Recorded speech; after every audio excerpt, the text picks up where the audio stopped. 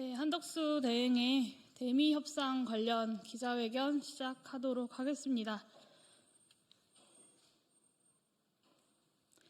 네, 한덕수 대통령 권한대행이 24일과 25일 한미 재무통상장관이 참여하는 2+2 관세 협상을 합니다. 한덕수 대행에게 경고합니다.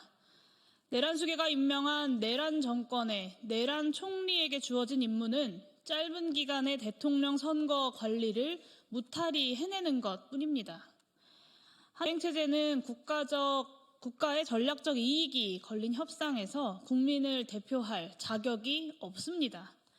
권한 대행일 뿐 국민의 손으로 선출한 민주적 정당성을 갖추지 못했을 뿐더러 더군다나 민주주의라는 헌법적 가치보다 개인적인 정적 제거의 수단으로 군을 동원해서 내란을 일으키고 파면당한 정권의 국무총리에게 대한민국의 국익을 둔 협상의 권한을 쥐어줄 수는 없습니다.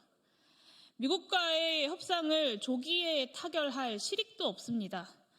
현재 상황에서 대미 협상의 조기 타결 자체가 국익 손실을 의미합니다. 협상팀이 할 일은 실질적 의미의 협상이 아니라 미국의 요구사항과 진의 그리고 전략을 최대한 파악해서 국내에 보고하는 수준에 머물러야 합니다. 이것을 넘어가는 한덕수 대행의 어떤 대미 약속도 월권이고 반국익입니다. 모든 정당들과 대통령 후보들은 행여 한덕수 대행 체제가 협상안을 가지고 오더라도 차기 정부가 이에 구속되지 않을 것임을 천명해야 합니다. 한덕수 대행 체제가 대미 협상에 자격이 없다라는 것은 오히려 실질적인 협상을 미룰 좋은 명분이 될 것입니다. 미국이 직간접적인 경로로 협상의 의제로 올린 사안들을 보면 말이 관세 협상이지 우리나라 입장에서는 핵심 국가 이익들을 총망라하고 있습니다.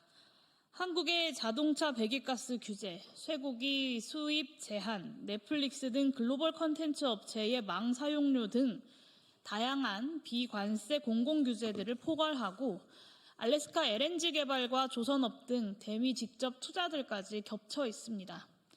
여기에 주한미군 주둔 비용과 한반도 동북아 안보에서 한국의 지위와 역할 등 안보 현안들까지 들어 있습니다.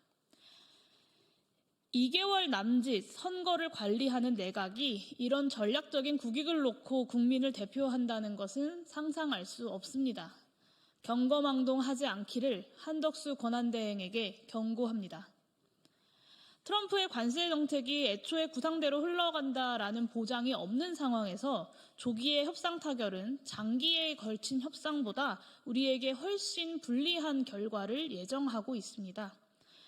대미 흑자교역국에 대해 날조에 가깝게 계산된 세율을 적용한 미국의 상호 관세 부과 1000명 이후에 글로벌 채권 시장에서 대량의 미국채 매도가 시작됐습니다.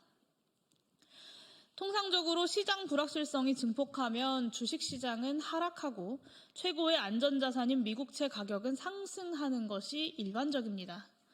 그런데 이번에는 주식시장만이 아니라 채권시장까지 대폭락했습니다. 미국채 가격이 폭락하면서 0.2%만 변화해도 큰 폭의 변동으로 인식하는 10년물 미국채의 수익률이 3.9%에서 4.5%로 급등했습니다. 이것은 폭탄에 비유되는 상호관세 부과가 안고 있는 불확실성이 안전자산으로서의 달러 지위를 위협하는 상황을 반영한 것입니다.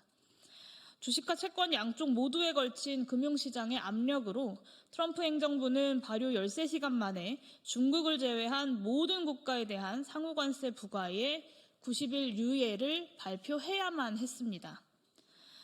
트럼프 행정부의 관세 정책 구상에서 금융시장의 반응만 예측에 실패한 것이 아닙니다. 트럼프 행정부는 1기 때의 경험을 바탕으로 관세 인상이 미국의 물가 인상으로 이어지는 것은 제한적일 것이라고 예상했습니다. 하지만 연방준비제도 이사회의 판단은 다릅니다. 제롬 파월 연준 의장은 지속적으로 해임 가능성을 들먹이는 트럼프 대통령의 금리 인하 압박에도 거부의 의사를 명확히 하고 있습니다. 관세 정책이 몰고 올 경기 침체를 우려하는 트럼프 행정부와 물가 인상 우려로 금리 인하를 서두르지 않는 연준의 교착 상태는 트럼프 행정부의 관세 정책 약화 내지 좌초 가능성을 높이는 요인입니다. 이것의 대미 협상 전략에 함의하는 바는 조기 협상 타결에 대한 강박이 오히려 우리에게 불리하다라는 것입니다. 중국과의 통상전쟁에서 미국이 승리할 것이란 전망도 밝지 않습니다. 백악관은 중국에 대한 보복적 관세율은 유지하면서도 중국산 스마트폰 및 기타 전자제품에 대한 임시 면세 조치를 취했습니다. 그렇지 않을 경우에 미국의 소비자들에게 감당할 수 없는 비용을 초래할 것이 명확했기 때문입니다. 이 사례의 의미를 일반화해서 이야기하자면 자유무역 세계화 시대에 구축된 글로벌 밸류체인은 대중봉쇄에 가까운 미국의 관세율 부과로 인해서 단시간 안에 재구축되지 않고 이를 너무도 잘 알고 있는 중국이 쉽게 굴복하지도 않을 것이라는 이야기입니다. 중국의 경제 발전을 저지하려는 트럼프 행정부의 관세 정책에 한국의 통상 전략을 일치시키려는 것은 너무나도 위험합니다. 그런데 자칭 통상 전문가라고 이야기하는 한덕수 권한대행은 협상을 하기도 전에 해외 언론과의 인터뷰에서 이런 위험한 인식을 드러냈습니다. 국책연구기관 대외경제정책연구원도 중요한 지적을 하고 있습니다. 반도체, 자동차, 철강, 전자제품 등 우리의 대미 수출 주력 상품들은 국가 간 협상이 가능한 상호 관세 적용 상품이 아니라 이미 미국이 어느 국가를 막론하고 전 세계를 대상으로 25%의 관세를 매겼거나 곧 매길 것으로 예고한 보편 품목 관세의 대상이라는 점입니다. 이는 협상의 조건 자체가 협상 타결로 얻어낼 이익보다 내줄 손해를 더 크게 만드는 요인입니다. 실질적인 협상을 언제까지나 미루기만 하자라는 것은 물론 아닙니다. 트럼프 행정부의 관세 정책이 구상대로 흘러가지 않고 약화하거나 또 궁극적으로 좌초되더라도 그것이 우리나라가 순수 외국 지위를 누렸었던 과거의 자유무역 세계화 질서로의 회귀를 의미하지는 않을 겁니다.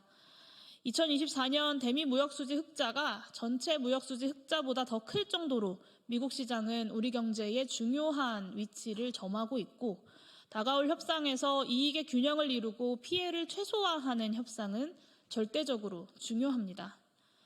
요점은 한덕수 권한대행은 지금 대한민국의 미래가 걸린 그 중요한 협상을 할 자격이 없고 협상의 조기 타결 노력이 오히려 중대한 국익의 손상으로 이어질 가능성이 너무나도 다분하다라는 것입니다.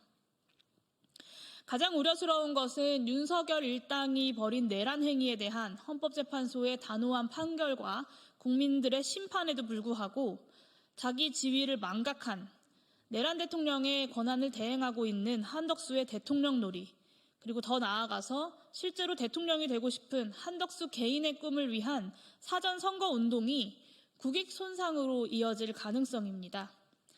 한두 가지의 생색용 이익을 얻어내고 전략적 손해를 내주는 협상안을 들고 와서는 자신의 성과로 홍보하려는 한덕수 권한대행의 매국적 동기에 대해 강력하게 경고합니다. 호랑이 없는 굴에 여우가 왕노릇 할 수 있다고 생각한다면, 그래서 정말 한덕수 본인이 대통령이 될 수 있다고 생각한다면 당장 헛된 꿈에서 깨어나시길 바랍니다. 민주공화국의 국민들은 여우의 왕노릇을 지켜보고만 있지는 않을 것입니다. 이것으로 기자회견 마치도록 하겠습니다. 감사합니다.